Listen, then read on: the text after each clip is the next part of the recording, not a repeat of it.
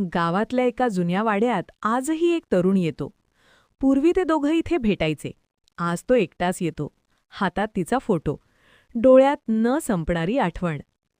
तो होता अभिषेक देशमुख आणि ती होती आदिती गायकवाड. लहानपणापासून शाळा कॉलेजपर्यंत दोघं सोबत. सगळ्यांना वाटायचं हे दोघं म्हणजे एकमेकांसाठीच बनलेले. पण कॉलेज संपलं. आदिती जॉबसाठी मुंबईला गेली. सुरुवातीला कॉल, व्हिडिओ कॉल सगळं छान होतं, पण हळूहळू ती बदलत गेली. ऑफिसमध्ये तिची ओळख झाली नील दीक्षितशी, तिचा मॅनेजर. स्मार्ट, श्रीमंत, कॉन्फिडंट. दोघं जवळ आले आणि इकडे अभिषेकचे कॉल, मेसेजेस दुर्लक्षित होत गेले. एक दिवस आदितीचा मेसेज आला. "सॉरी अभिषेक, मी लग्न करतीये, पण तुझ्याशी नाही. तू अजून काहीच करत नाहीस.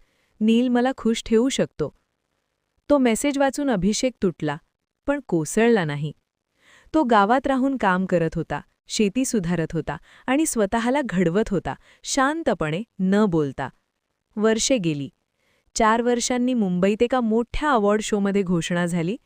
Entrepreneur of the year, mister Abhishek Deshmukh, founder of S digital systems. टाळ्यांचा कडकडाट झाला आणि त्या गर्दीत ती स्तब्ध होऊन त्याच्याकडे पाहत होती. आज ती यशस्वी होती, पण समाधानी नव्हती.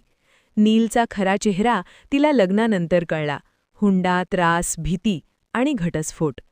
ती अभिषेक जवळ आली. "मी चुकले. मला पुन्हा एक संधी देशील का?" अभिषेक शांतपणे म्हणाला, "मी तिला माफ केलंय, पण आता मी मागे वळत नाही. प्रेमात आत्मसन्मान गमवायचा नसतो." आदिती निःशब्द झाली आणि कायमची निघून गेली. शेवटचा मेसेज.